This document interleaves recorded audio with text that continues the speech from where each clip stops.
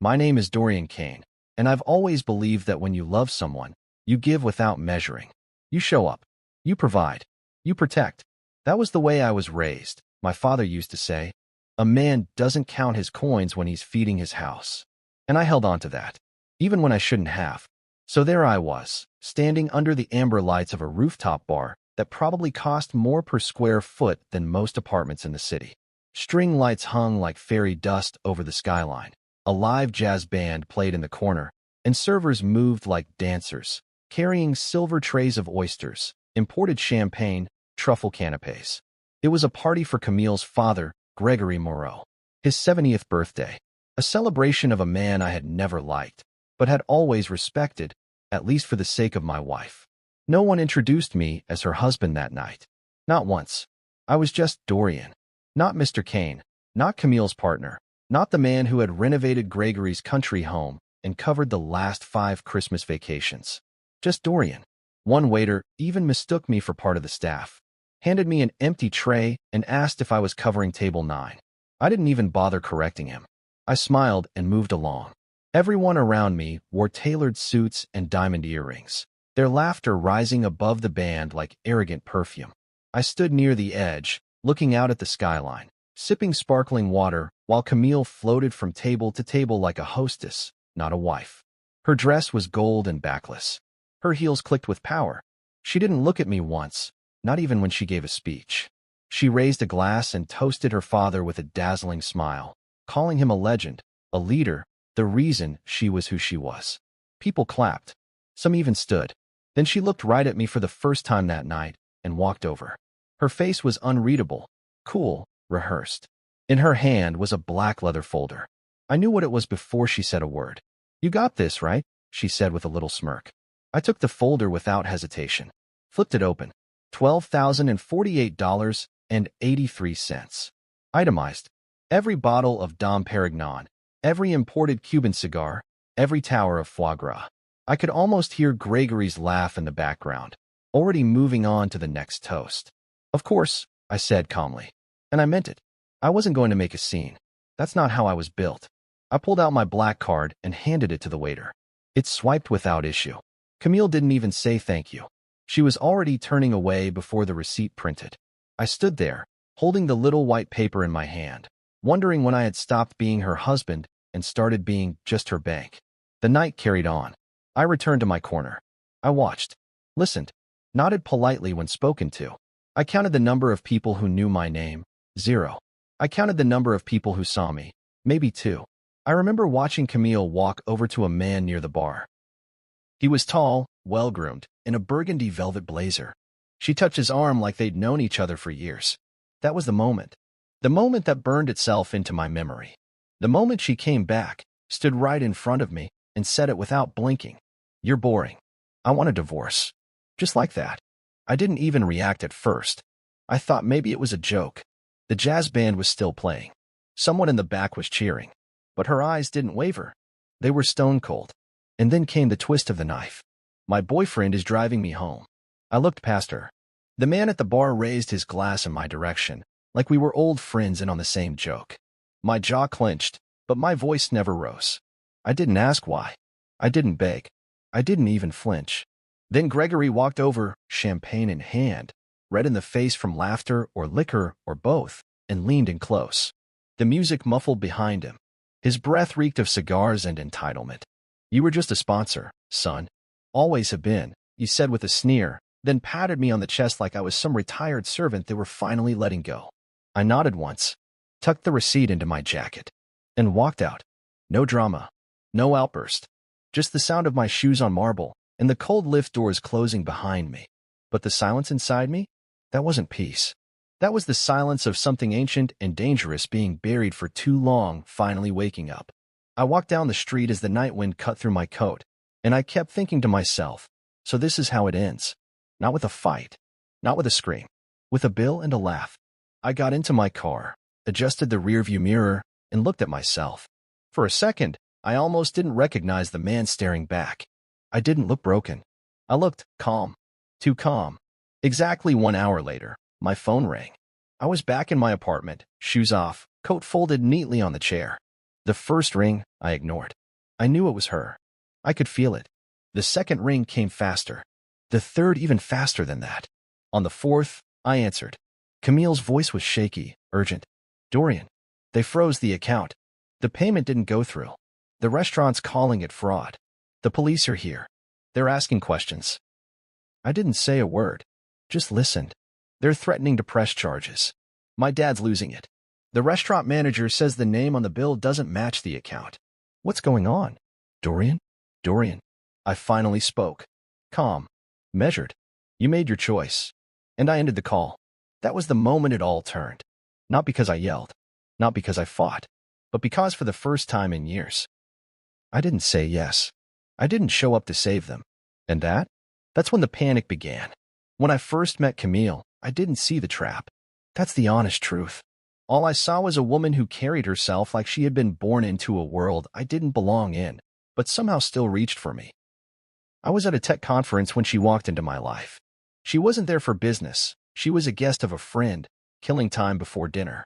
She had this effortless charm, designer heels, glossy lipstick, but her voice was warm, curious. We struck up a conversation over hors d'oeuvres and wine, and by the end of the evening, she was asking about my work like she was genuinely impressed. I like men who build things, she said, fingers brushing my wrist. Especially when they don't brag about it. I should have paused right there. But I didn't. Back then, I had just expanded my smart security firm into its second office. It was small but solid. My team respected me. Clients trusted me. I wasn't flashy, but I was comfortable, and most importantly, I was proud of what I was building. Camille told me she admired that. She said she was tired of trust fund guys who didn't know what real work felt like. That she wanted someone real. I thought I was lucky. Turns out I was being recruited. The first sign came during our third date. She took me to a private gallery showing, something I'd never have had access to on my own. I felt out of place in my off-the-rack blazer while everyone else floated around in silk and linen, sipping wine older than my company. But Camille stayed close. Introduced me as an entrepreneur with pride in her voice. It felt good. Like maybe I was finally being welcomed into a world that had always been locked from the inside. Looking back now, I realize what that night really was, an audition. The night we got engaged, her parents invited us to dinner. A private table at an exclusive restaurant, valet parking, wine I couldn't pronounce. Gregory, her father, barely acknowledged me beyond a handshake. Her mother, Lorraine, asked what my parents did for a living before complimenting Camille's ring like she'd bought it herself. But when the bill came, Gregory looked right at me and said, "You got this, right, Dorian? Show the family what kind of provider you are." I laughed. I thought it was a joke. But Camille squeezed my hand under the table and whispered, "Go on, baby. They just want to see that you're serious." So I paid. The engagement party came next. Camille wanted it big, not tacky big, she said. Elegant big. I offered to split the cost with her parents, but Gregory said, "If you're going to be the man of the house, then own it." And so, I did. $18,000 later, their backyard looked like a wedding magazine cover. Camille glowed in every photo. I smiled in most of them. Her parents laughed the loudest. No one asked how much it cost me.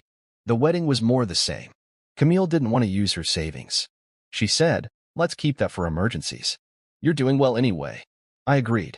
I kept telling myself love isn't about keeping score. After the honeymoon, Camille told me she wanted to take time off work.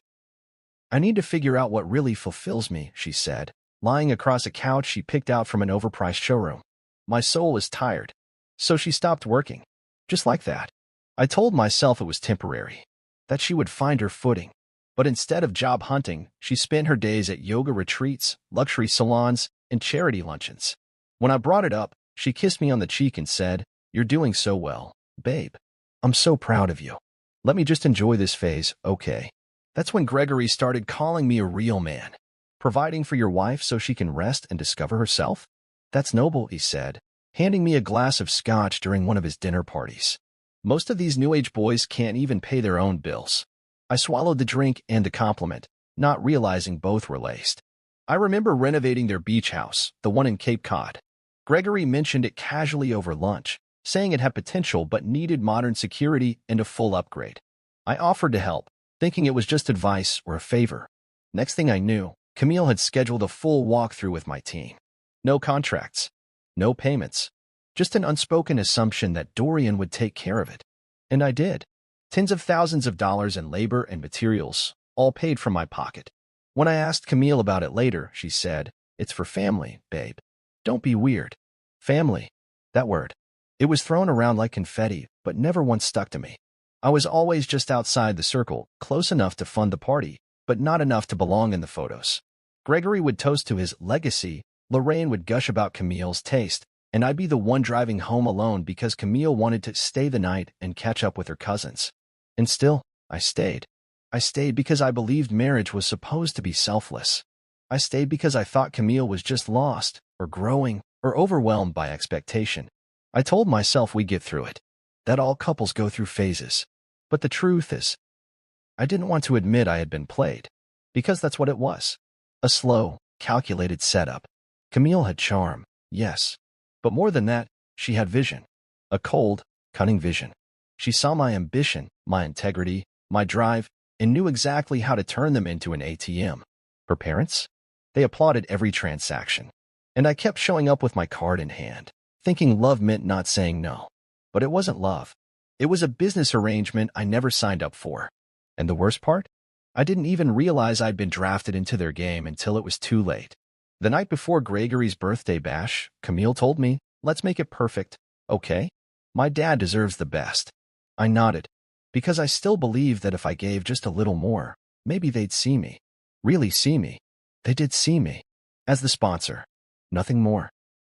And on that rooftop, when she handed me that bill, and her father called me just a sponsor, I realized something I should have known a long time ago. I was never part of the family. I was just the wallet that bought them their lifestyle.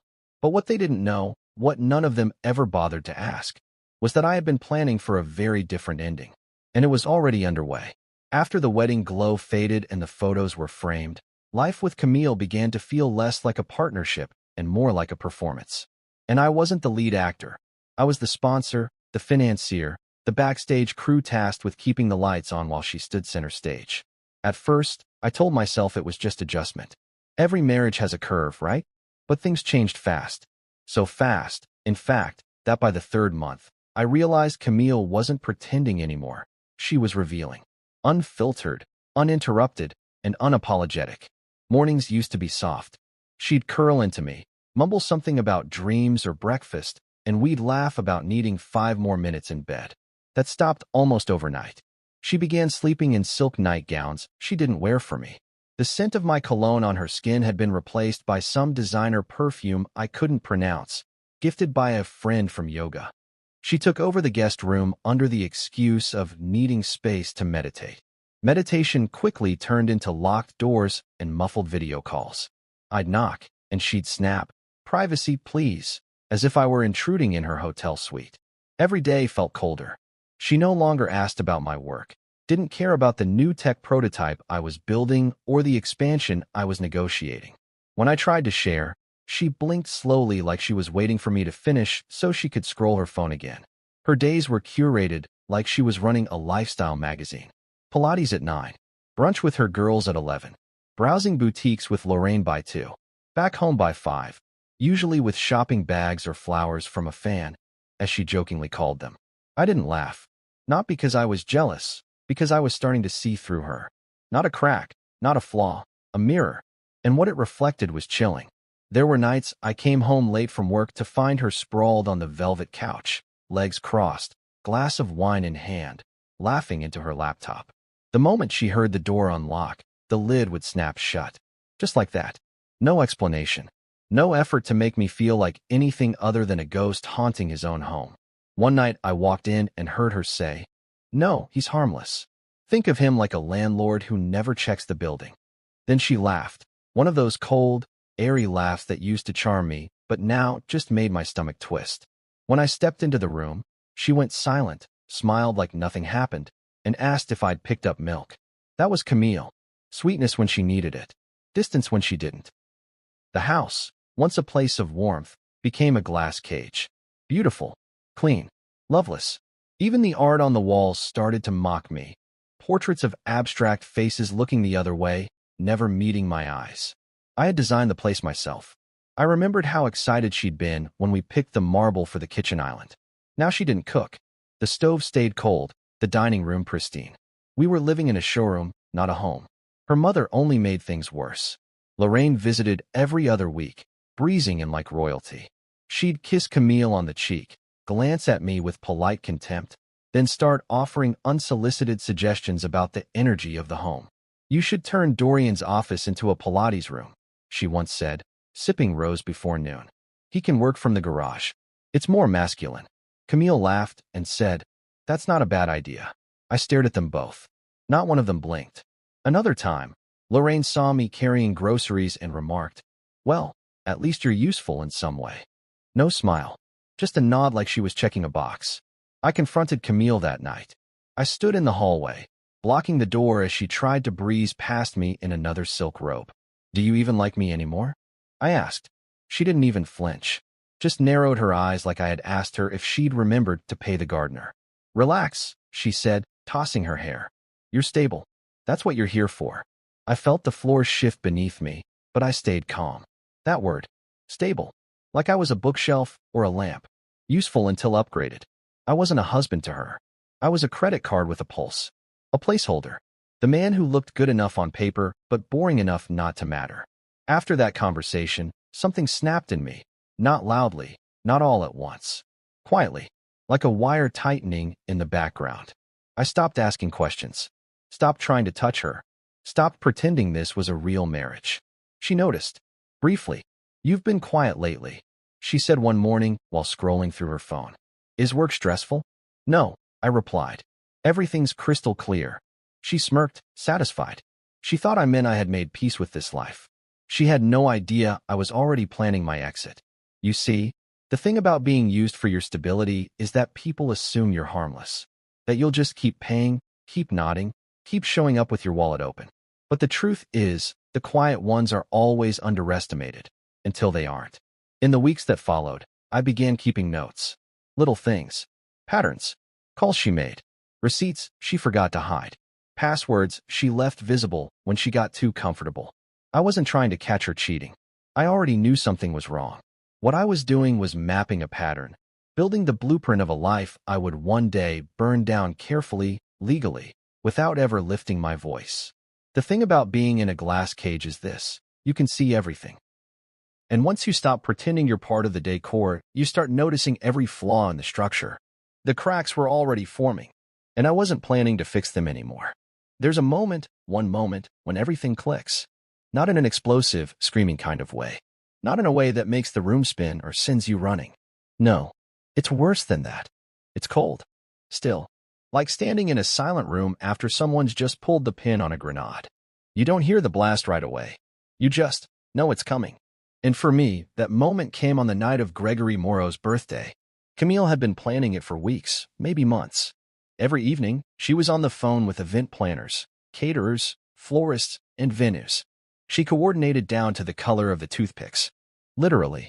She even brought home samples, holding them next to the tablecloth like the fate of the party depended on hue and shine. She never asked for my opinion. Not once.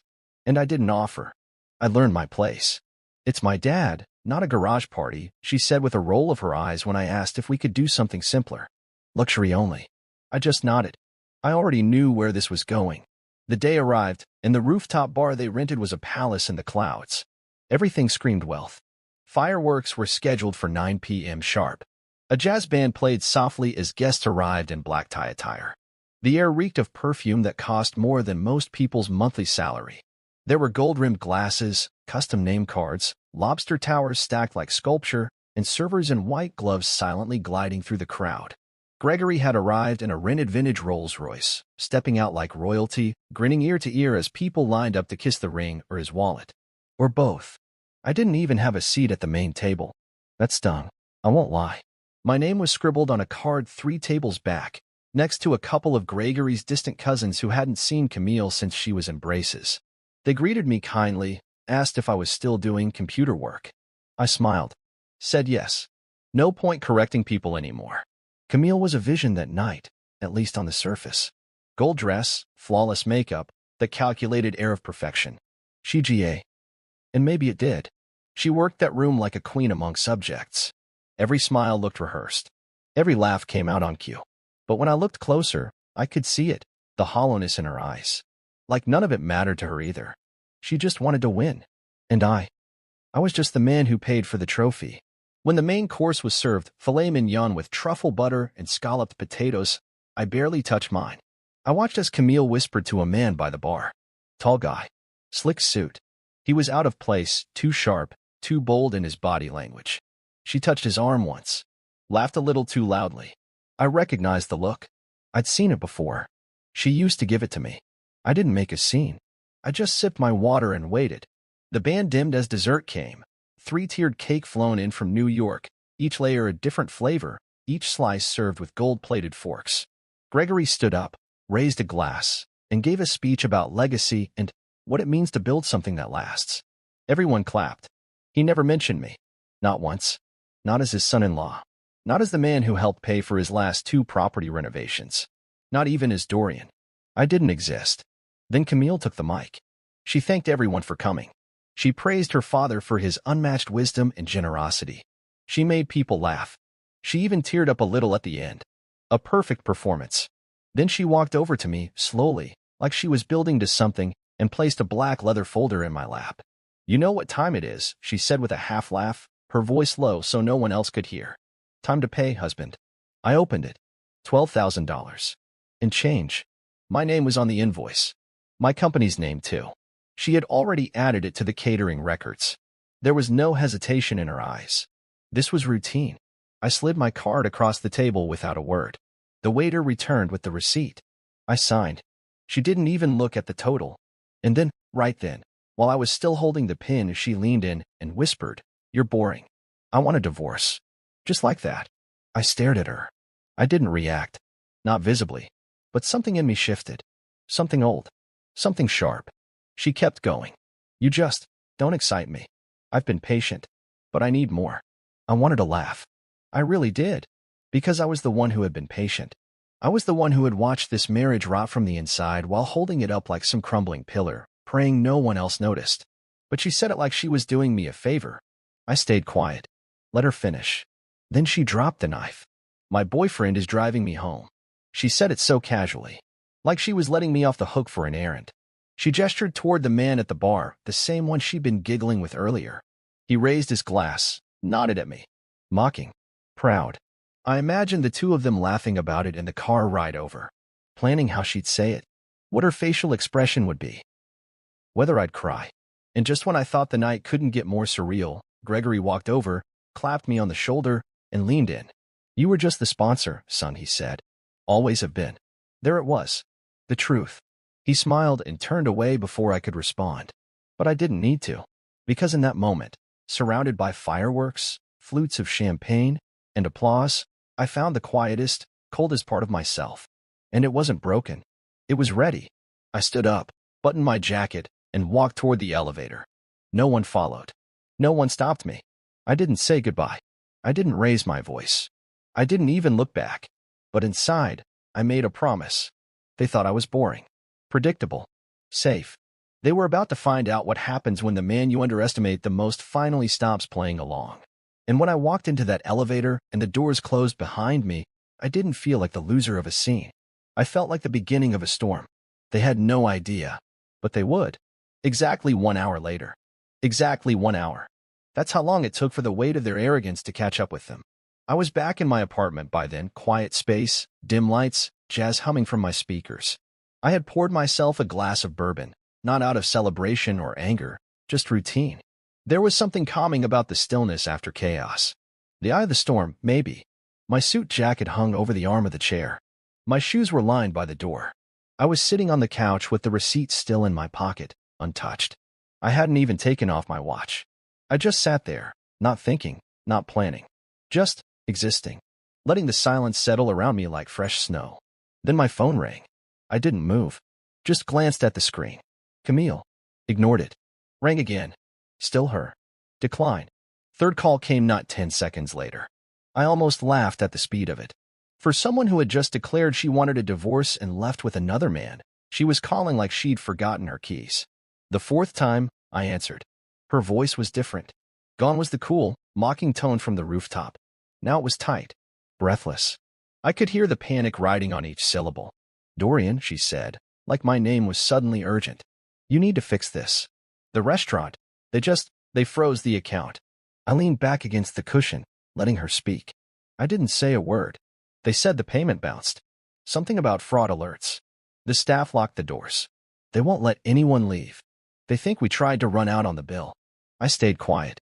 The manager is saying they're calling the police. Dad's screaming. He's threatening to sue the venue.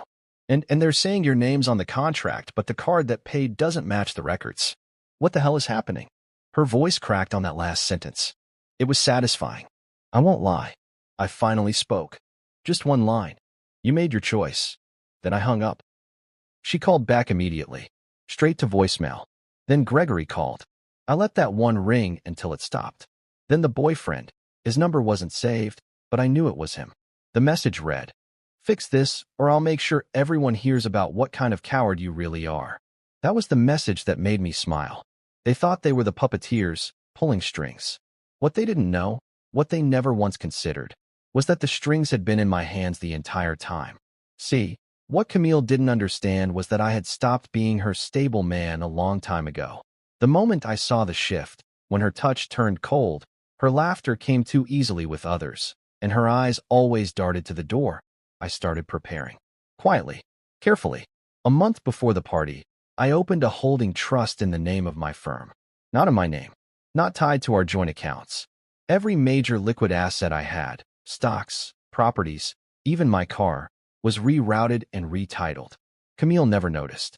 She had long stopped looking at spreadsheets, let alone asking where our money came from.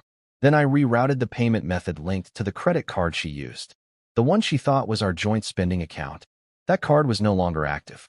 The replacement had a transaction limit, a limit that stopped right around $10,000. The party crossed $12,000. And I knew that. I counted on it. It triggered a fraud alert. I had set it that way with the bank. Anytime a large charge came through that wasn't pre-authorized by my private number, it would be flagged, suspended, investigated. Camille, of course, knew none of this. Why would she? I was just the sponsor, the harmless provider, the man in the corner who nodded and paid. The irony was almost poetic. I took another sip of bourbon and sat back. The phone lit up again. This time it was a video call. I let it ring, let it buzz, then finally answered, without saying a word. The camera shook as Camille tried to angle it. She was no longer glowing. Her hair was slightly frizzed, her lipstick smudged. Behind her, Gregory was arguing with a manager in a black suit who looked absolutely done with the night. A uniformed officer stood by the exit, arms folded.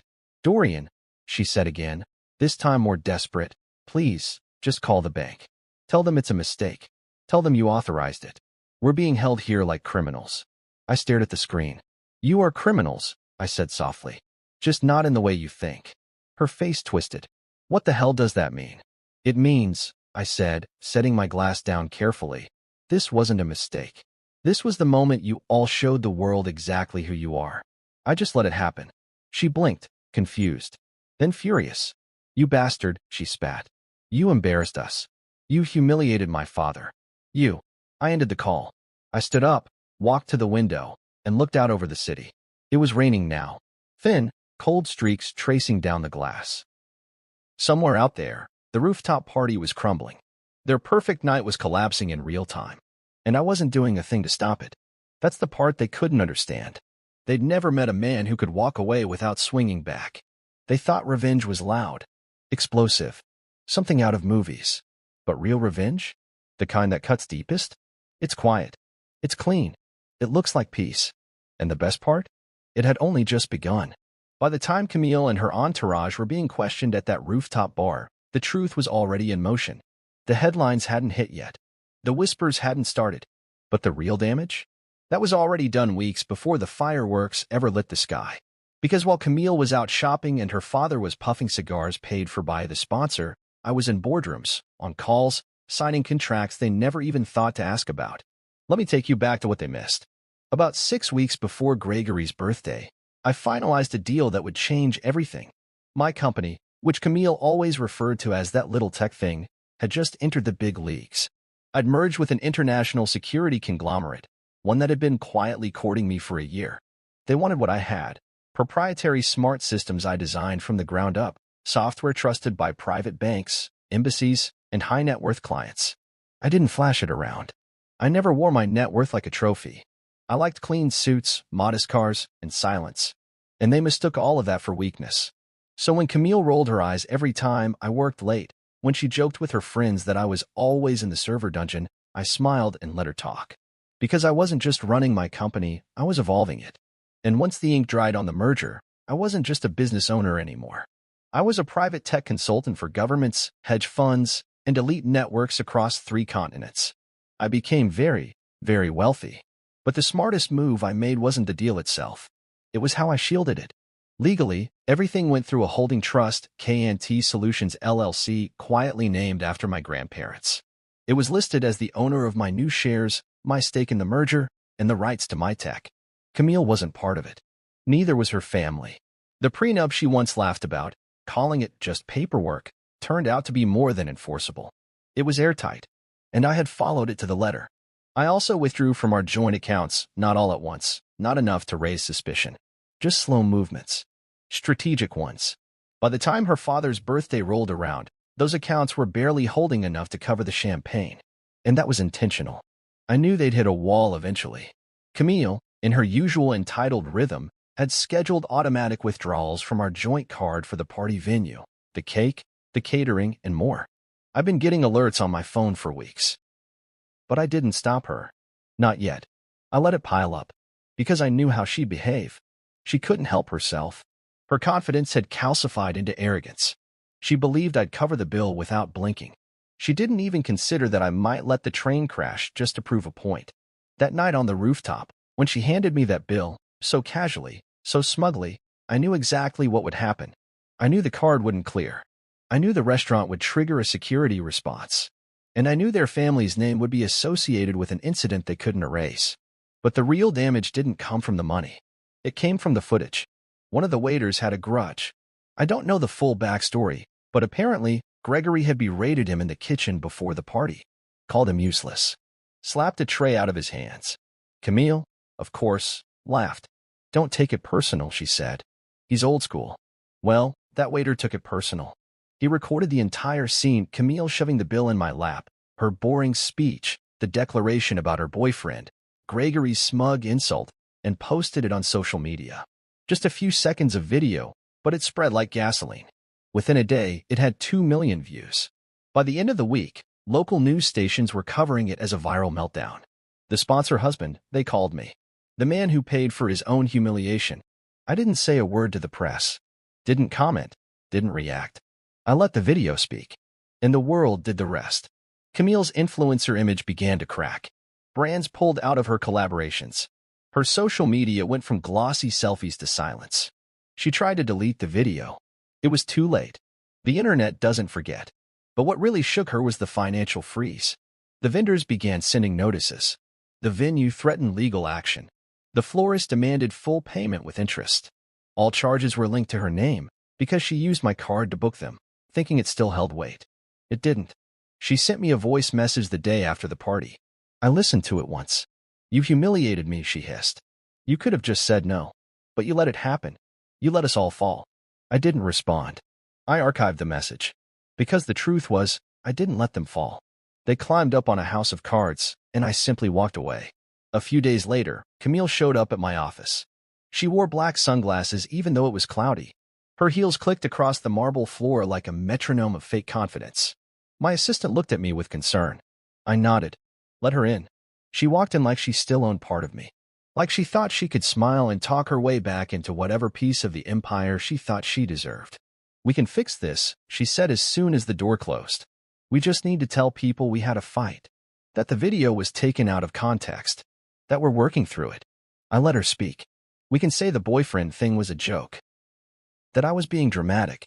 You know how I get," she added with a soft smile. "Everything's just been so stressful lately." I stood, walked to the cabinet, pulled out a manila folder, and handed it to her. She frowned, opened it. Inside were divorce papers. Itemized. Complete. Served. Uncontested. With an additional sheet, security footage. Her and her boyfriend. My house. While I was at work, she stared at the images. Her face drained of all color. You wouldn't, she whispered.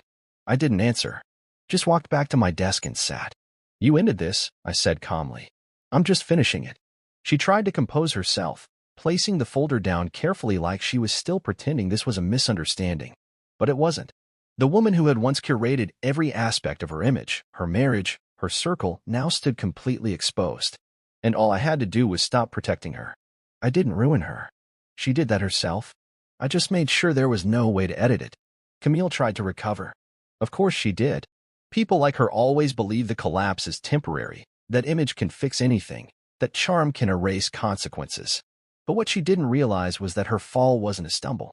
It was a plummet, and there was no one left to catch her. The day after I handed her the divorce papers, she went quiet. For 2 days, not a single message, no calls, no attempts at damage control. Then, on the 3rd day, she appeared at my office again, this time without makeup, without the designer armor, dressed in soft neutrals like she thought humility could be worn like a sweater. I've been thinking, she said quietly. Maybe I rushed things. Maybe we rushed things. She took a seat across from me without asking and stared down at her hands, as if rehearsing sorrow. I said nothing. Just watched. I was overwhelmed, she continued. The party, my dad, everything, it got to me. I didn't mean any of it. It was the first time she'd ever tried to sound vulnerable. Almost convincing if I hadn't known better. But I knew Camille. I knew her tells. The way her fingers twitched slightly when she lied. The way her eyes flicked sideways to check if her words were landing. This wasn't a woman seeking reconciliation. This was a woman trying to stop the bleeding. I waited. Let the silence press in until she shifted in her chair. I miss us, she added softly. And that's when I reached for the second folder on my desk. Inside were still images, screenshots pulled from my home's internal security system. Footage of her and the boyfriend she had proudly announced at the rooftop party. They weren't just having drinks. They weren't just talking. They were in my bedroom. They were touching things that didn't belong to them. Laughing. Mocking. Taking. I slid the folder across the table. She stared at it. Didn't open it. Go on, I said. Take a look. She hesitated. Then finally flipped it open. The color drained from her face. You installed cameras in the bedroom? She asked, her voice trembling. In every room. Part of my job. Remember? Security systems. You told your friends I was boring. I was just doing what boring men do, protecting what's mine. She looked at the images, then back at me. Her eyes were glassy, her throat tight. You're recording everything? I nodded. Always have. I designed systems for government buildings, Camille. You think I wouldn't safeguard my own home? She sat back, stunned. I could have gone to the police, I continued. Could have filed for criminal trespass, theft, even vandalism. But I didn't. I'm not after revenge. Then what do you want? She asked, barely above a whisper. Nothing, I said. That's the part you never understood. I don't want anything from you. Not your apologies. Not your tears. Not your stories. I just want peace. She looked away, humiliated, and for once, completely exposed. But it didn't stop there. The next week was chaos for her, not me. The video from the rooftop continued to circulate. By now, the public wasn't just laughing, they were dissecting. Memes. Reactions. Think pieces about trophy marriages and financial puppeteering. A panel show even did a segment titled, Are You the Sponsor or the Spouse? Her name trended online for all the wrong reasons. Her influencer contracts dropped her one by one.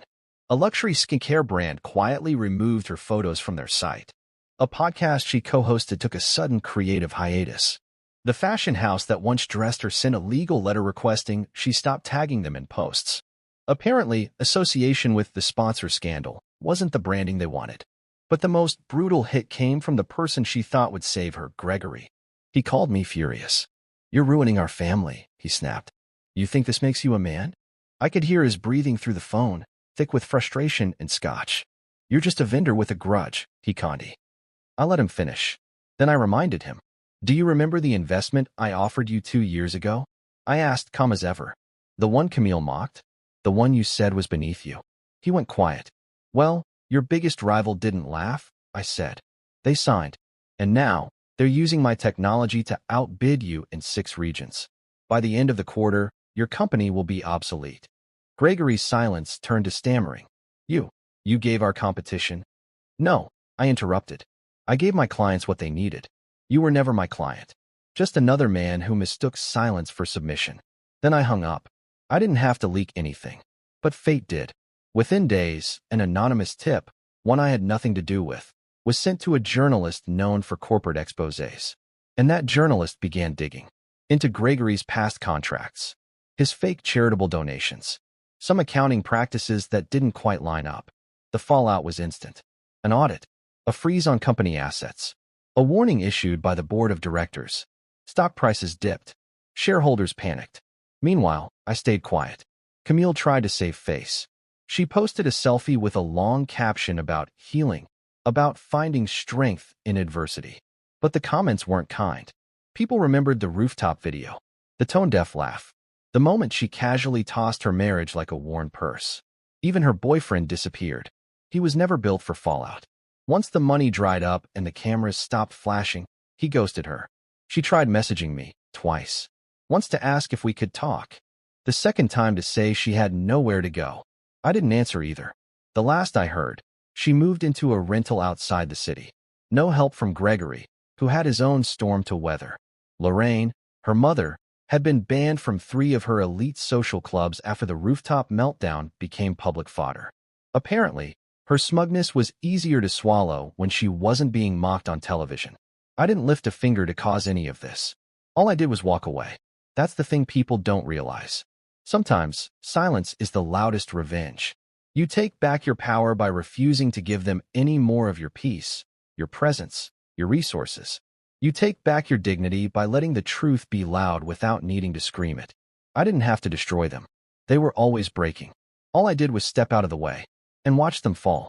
Gregory Moreau built his empire on 2 things, intimidation and illusion. The intimidation came easy. He had that old school grit, the kind that filled a room before he even opened his mouth. And the illusion? That was Camille's specialty. Together, they played high society like a game of chess, always moving the right pieces, buying their way out of mistakes, sweeping scandal under imported rugs. But no illusion lasts forever, especially when the man holding the mirror finally stops flinching. It started small. The first real crack in Gregory's fortress came not from me, but from within his own company. An internal memo leaked. An anonymous email sent to a financial oversight committee claimed there were accounting irregularities in several of Moreau Holdings' quarterly reports. Most people thought it was nothing, just a disgruntled employee trying to cause trouble. But I knew better, because I'd sent that email. Technically, I didn't leak the files. I didn't need to. See, years ago, Gregory had tried to recruit me to automate their commercial security branches. He wanted my tech, my data systems, my encryption. Back then, I turned him down. Politely, I said I preferred to stay independent. He laughed in my face and said, "No one stays independent forever. You'll be back." What he didn't know was that during that same pitch meeting, one of his junior analysts, underpaid and underappreciated, slipped and left a flash drive plugged into my laptop. It was filled with raw internal documents, tax reports, shell accounts, quiet transactions. I never used it, not for years, but I archived it. And when the time came, when Camille handed me a divorce with a smirk and Gregory mocked me like I was some fool he regretted letting in, I opened the folder. What I found wasn't criminal in the slam the handcuffs sense, but it was shady, real shady, enough to raise flags with the right people, enough to attract attention. I made a few calls, quiet ones. I didn't go to the press. I went to competitors. One in particular, Harrington and Knox, a long-standing rival of Gregory's firm. I'd consulted with them before. Designed a surveillance infrastructure for their overseas factories. They respected me, trusted me, and when I told them I had something that might interest them, they listened. They didn't ask how I got the files. They just asked when they could meet. And when we did, I explained it all. I told them about the shell subsidiaries Gregory funneled contracts through, the ghost employees pulling 6-figure salaries without ever stepping into an office, the off-book incentives paid to international suppliers. In exchange, I asked for 2 things. First, complete anonymity. Second, an exclusive consulting contract for a new product line I was quietly launching.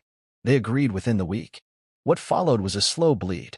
Harrington and Knox began undercutting Moreau Holdings in every major market. They moved faster, cheaper, and more ethically. When Moreau tried to respond, they were already a step behind. Word on the street started to shift. Clients that had been loyal to Gregory's firm for decades began pulling out. Investors grew wary. Then the IRS knocked. An official audit. Triggered, no doubt, by that same anonymous memo and a well-timed financial tip from a whistleblower who sounded suspiciously like someone with first-hand access to buried reports. Gregory panicked. He called me again, this time not angry, but urgent. "You need to stop this," he growled through clenched teeth. "You don't understand what you've started." I was sitting in my office, sipping tea. Calm. "You remember when you said I was just a sponsor?" I asked. "A nobody with a card and a smile?" He didn't respond. "You should have left me invisible," I said. "That was your mistake. You tried to humiliate the wrong man. You think this makes you powerful?" He snapped. "No," I said. "This makes me clean. You, on the other hand, are about to get very, very public." Click. I ended the call. The news broke a few days later. A financial journal published a deep dive into Morrow Holdings, citing multiple sources and exclusive evidence. The article was brutal. It detailed the alleged money laundering, the misappropriated assets, the falsified invoices. It mentioned unnamed whistleblowers and insider leaks. Social media had a field day. Suddenly, the rooftop scandal wasn't just about Camille and her viral humiliation. It was part of a larger story. A saga about a wealthy family living off lies. The video from the party resurfaced. Again. But this time, it played side by side with Gregory's image and headlines titled, "The Sponsor's Revenge" and "When Silence Strikes Back." And I still hadn't said a single word to the press. Gregory tried to spin it. He scheduled interviews, claimed he was being framed, insisted the audits were routine. But the more he talked, the guiltier he looked. Then came the stock drop. 10% in a day. 20 over a week. By the end of the month, Morrow Holdings lost nearly half its value. A rival firm announced their acquisition of one of his oldest partnerships. Another filed suit, claiming breach of contract based on falsified financial reports. Camille? She went silent again. She'd been trying to stay low, stay clean, but the headlines wouldn't leave her alone. Everyone remembered her from the video. The way she smirked when she handed me the bill. The way she laughed as she announced her boyfriend. That laugh haunted her now. It became the symbol of entitlement. One influencer made a remix of it layered over the sound of a credit card being declined. It went viral on TikTok. Millions of views. Her followers vanished. Sponsorships disappeared. Even her so-called friends began distancing themselves. One by one, their perfect empire crumbled. And I never raised my voice. Never fought back. Never screamed. All I did was prepare. All I did was wait. Because I learned a long time ago, when you know who you are, you don't need revenge. You just need distance. And the patience to let people reveal themselves. Gregory revealed himself. And I made sure the world was watching. They say when a house of cards falls, it collapses all at once. But that's not entirely true. It starts with one edge lifting quietly, slowly, almost invisibly. And by the time the top crumbles, the foundation has already rotted from underneath. That's exactly what happened to the Morrows. One moment they were standing tall on illusion, and the next, there was nothing left to prop them up. Camille tried to hold on longer than the rest. After the video exploded online and her family's name became a punchline on every platform, she did what she always did. She pivoted. Rebranded. New beginnings, she called it. Her captions became full of self-help quotes and soft-lit selfies. She posted about healing and growth and learning to be your own sunshine. But it didn't land. The audience wasn't buying it. Because people hadn't forgotten. They hadn't forgotten how she humiliated her husband in public, how she mocked commitment, how she bragged about her boyfriend at the very party her husband funded. The internet is cruel, but it's also very good at remembering the truth when it's caught on video. She was no longer aspirational. She was viral for the wrong reasons. Meanwhile, the boyfriend, the one she so confidently introduced as her replacement for me, disappeared. Just like that. Ghosted her. He stopped responding to her messages, blocked her on socials, and was spotted 2 weeks later with a new woman, someone younger, someone quieter. Camille's face in the paparazzi photo that surfaced after? Hollow. She looked like a woman who had just realized the man she thought she left me for had only stuck around while the champagne poured and the cameras flashed. Now she was alone, and the invitations stopped coming. The brunches, the designer showrooms, the ladies-only retreats in Santorini, all vanished. Her name wasn't just embarrassing now, it was radioactive. Her mother, Lorraine, tried to rally her old social circle, but even she was quietly phased out after being caught on camera berating a hostess at a private club. A petition had gone viral to have the Moreaus banned from 3 social venues downtown, and it worked. Their family name had become synonymous with arrogance, scandal, and failure. Then came the lawsuits. Vendors from the birthday party started filing civil suits for breach of contract. Apparently, Camille had personally signed off on several orders assuming the funds would come from me. But after the account was frozen, payments bounced. And no one wanted excuses from a woman who claimed to be a victim after publicly shaming the man who paid her bills. She tried to reach out to me, once through email, twice by text, then a letter. The first text was 2 words, "Please talk." I ignored it. The second came a week later. "I messed up. Everything is gone." I didn't respond to that either. Then the letter came. Handwritten. Sloppy script. She hadn't used a pen in years. She'd always typed or dictated her thoughts like a modern queen. The paper smelled faintly of her old perfume. The scent triggered something in me, something long buried. But the words, those erased it. "Dorian, you have every right to hate me. I deserve it. I let my pride destroy something that could have been beautiful." I didn't understand what I had until it slipped away. Not the money. Not the comfort. You. You were the only one who ever stood still while the world spun around me. The only one who gave without asking, who loved without showing off. And I used that. I let my father turn you into a tool. I let my own ego blind me. Please. I'm not asking for another chance at us. Just a chance to say sorry. A real one. Even if it means nothing to you now. Camille. I read it twice. Then folded it neatly and placed it in my drawer. I wasn't angry anymore. I wasn't bitter. I felt detached. Like someone reading the last chapter of a novel they'd long stopped caring about. But that wasn't the end. The Moreau family home, Camille's childhood mansion, the same one where I was once forbidden to park my car in the main driveway, was listed for sale. Quietly at first. Then publicly when the private buyers backed out. The IRS audit had unearthed enough dirt to freeze several of Gregory's accounts. Without his usual cash flow, he was bleeding fast. Camille, who once mocked me for buying off-the-rack suits, was seen exiting a consignment boutique in sunglasses and a baseball cap. Someone posted a blurry photo online. The sponsor's ex, shopping humble. The comments were brutal. I didn't laugh. I didn't feel triumphant. I felt tired. Because when you see people for who they truly are, watching them pretend again just feels exhausting. She fought the prenup. I knew she would. Claimed emotional duress. Claimed I tricked her. Claimed everything she could think of to argue that she deserved more. But the judge didn't buy it.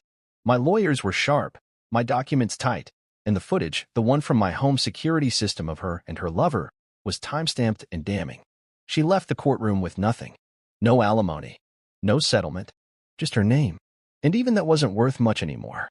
After the divorce finalized, I walked out of the courthouse alone. No reporters. No family. No crowd. Just me, the wind, and a strange sense of stillness in my chest. I didn't feel victorious. I felt free. There's a difference. I bought a new place soon after. Not a mansion. Not some flashy penthouse. Just a quiet home near the water, where the morning light touched the walls like forgiveness. I stopped checking social media. I let the noise die on its own. I focused on rebuilding, not in the dramatic, rise from the ashes kind of way. Just slowly. Calmly. Like breathing again after being underwater too long. One afternoon, while walking by the shore, I saw her, Camille, sitting on a park bench alone, phone in hand, scrolling like her life depended on it. She looked thinner, not physically, spiritually, like someone who had finally seen her reflection without the filters. Our eyes met. She tried to smile, a small, hesitant curve of her lips, the kind of smile that asked for permission to exist. I nodded once, then walked past her. No anger, no confrontation. Just a silent acknowledgement that the past was exactly that, past. Because the truth is, I didn't destroy Camille. She did that all by herself. I just stopped being the floor she walked on. And when she stepped off, the house of cards fell. Victory doesn't always look like confetti falling from the ceiling or loud applause echoing in a crowded room. Sometimes, it looks like a quiet sunrise over a calm ocean. A fresh cup of coffee brewed in your own kitchen. A long walk without needing to explain where you're going or why you're smiling to yourself. That's what victory became for me. Not a loud triumph, but a peaceful return to myself. After the divorce was finalized, I didn't host a party. I didn't update my status. I didn't text friends or post cryptic captions online. I just moved forward. I signed the last of the legal documents, shook my attorney's hand, walked out of the courthouse, and breathed like I hadn't in years. Like my lungs were finally mine again. The new house I bought was nothing like the one Camille and I used to share. It wasn't wrapped in expensive finishes or designed for parties. It was modest, 2 bedrooms, soft gray walls, large windows that welcomed sunlight. The backyard sloped gently into the sound of waves crashing against rocks. It wasn't grand, but it was mine. And more than anything, it was quiet. Each morning, I got up before the world did. I brewed my coffee black, stepped onto the porch, and watched the sky shift from darkness to dawn. There was no chaos. No slammed doors or fake apologies. No walking on eggshells. The silence was no longer hollow. It was healing. I finally had room to think. Room to just exist. The business was thriving, but I didn't throw myself into work as a distraction. I had nothing to prove anymore. After the merger, I kept a consulting role, tight hours, focused work, meaningful partnerships. I took on only what excited me. The rest? I let it go. For the first time in years, I had weekends again. I started sketching again, something I hadn't done since college. I'd forgotten how calming it felt to just sit with a pencil and paper and let your thoughts take shape through lines and shadows. Sometimes, I'd drive up the coast, park by a cliff, and sketch the waves for hours without checking my phone once. People started to notice the change, not in a dramatic way, but in small moments. My barber said I looked younger. A neighbor I barely knew dropped off banana bread with a note that said, "You look like you found peace." I smiled at that one for days. There were no more fights, no more fake smiles, no more sponsoring someone else's fantasy while losing myself in the process. I wasn't bitter. I didn't hate Camille. I didn't wish her harm. I just didn't carry her weight anymore. She was no longer mine to rescue.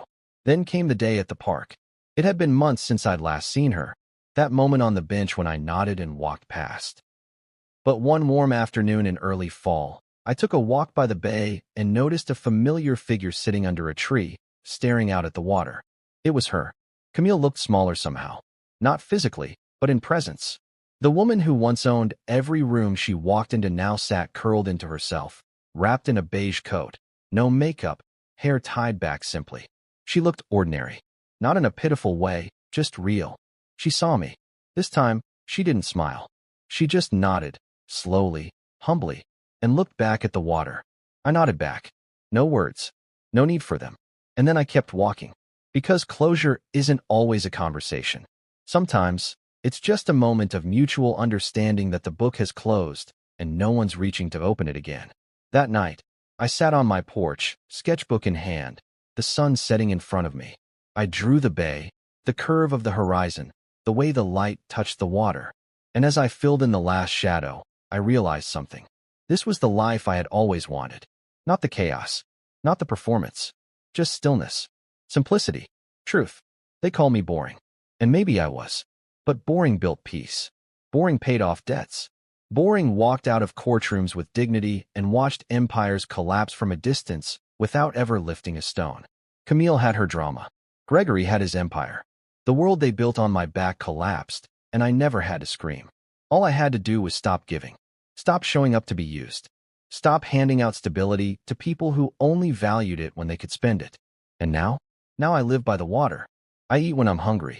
I laugh when something is truly funny. I don't perform. I don't chase. Sometimes, a quiet life is the loudest victory. One evening, as I was closing up my sketch pad, a kid on a bicycle rode by, saw me, and said, "Cool view you got there." I smiled and replied, "Yeah." Took me a long time to earn it. And that was that. The sun dipped below the edge of the sea, and the world kept turning. But I was finally still. And that was enough.